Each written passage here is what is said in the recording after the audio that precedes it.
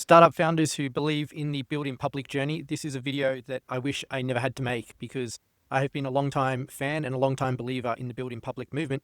But there's a critical flaw and a critical vulnerability that I think is quickly emerging with the use of AI. And I thought I have to share this with other founders in the community because what I've uncovered, I think, has lasting repercussions, especially for building public founders who really enjoy sharing the good, the bad, and the ugly of building their startup. What am I talking about?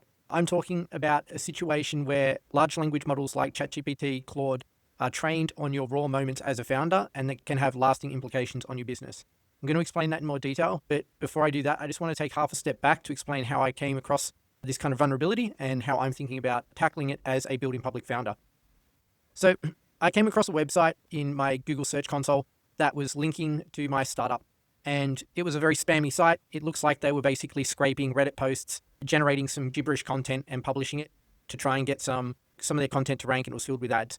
The content that they had on my startup was just fundamentally wrong, and that in and of itself wasn't a massive concern because I know that Google won't necessarily put too much weight on spammy sites like that. But it got me thinking, and I was thinking, how can I better train AI to be aware of everything about my company and the real facts behind it?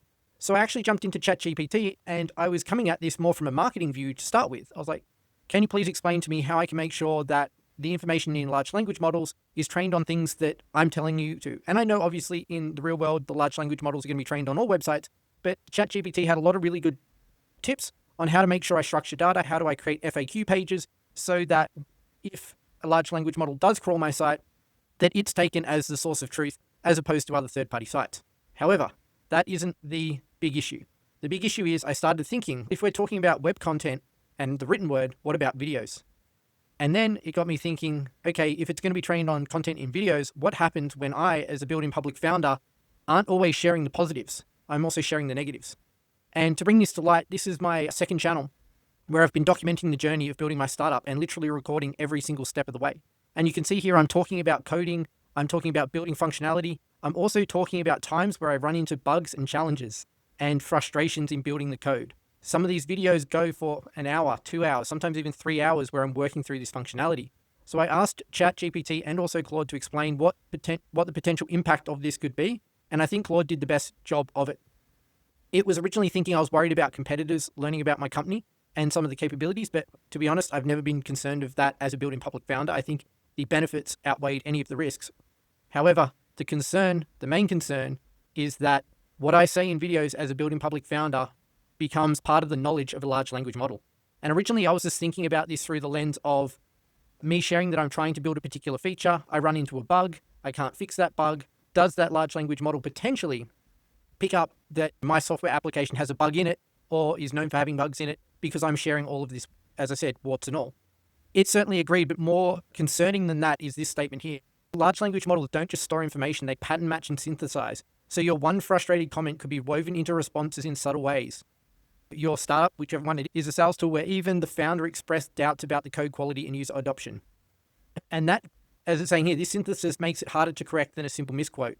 So not only are they not just taking quotes from a video, or potentially taking quotes from a video, because obviously it's not guaranteed that large language models are going to be trained on my videos, but one can imagine that if you put out this content consistently, that there's a greater than zero likelihood that it is. But then these patterns or these quotes can be pattern matched, as it says here, and synthesized to infer other things about the project, the startup that you're working on. Now, in this particular case, I've been talking about coding and software development and potentially bugs that I've run into, and I've talked through them. But this could also equally apply to any other aspect of your business or your startup if you're building in public.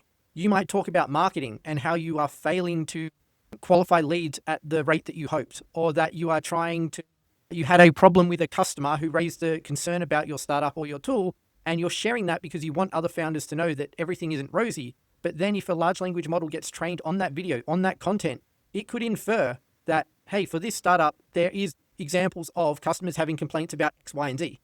And you've shared it with good intentions of saying, hey, this is what we came across, this is how we're going to help the customer, but it's just getting picked up and used in the wrong context. Yeah, this is a very real concern. And in terms of how I'm going to address it, I'm not 100% sure at this stage because the whole purpose or the whole intent of my channel was to document live 100% in real time building a startup. And you can go back to day one, and I literally have a video on day one of coming up with the idea, researching my competitors, documenting the roadmap, laying the foundation for my app, and then jumping into the coding all along the way. It's I don't exactly know the full answer at this point in time, because for someone who's always built in public with all of my startups, and in fact, I've seen the benefit of building in public, because one of my previous startups that I had, because I built it in public, it actually resulted in it was more of a project than a full blown startup, but it resulted in that project getting acquired. So if I step away from the build in public scene because of this, I lose those potential benefits. But at the same time, I think if you have goals or aspirations to make your startup long lasting and sustainable and really grow, you cannot underestimate the potential impact that sharing the journey of your startup in real time or in great depth on platforms like YouTube, Reddit, your own blog, X or Twitter, etc. can have. So I wanted to make this video to bring awareness to this. As I said, I stumbled on this more through accident because I was thinking about the inverse of the problem to begin with, in terms of how do I make sure LLMs know about my startup and its capabilities. And then it had that light bulb moment where I thought, okay, if I have the blog and the website, what about creating videos? Would that help? And then I thought, hang on a minute. If ChatGPT, when I was starting, because I started in ChatGPT before I jumped to Claude, is saying that creating video content would be positive, what about the inverse? And that's where I stumbled on, okay, now, hey, I'm sharing these live stories and these raw moments of being a startup founder. And it's, unfortunate to know that perhaps this is the end of building in public for me, at least in the current way that I've been doing it. If you are a building in public founder, if you have been documenting your journey, whether it's on YouTube, on your own website, or on platforms like X, Reddit, etc., I'd love to hear from you in the comments down below. What do you think of this? Does it change how you approach building public? And hopefully I can catch you in another video.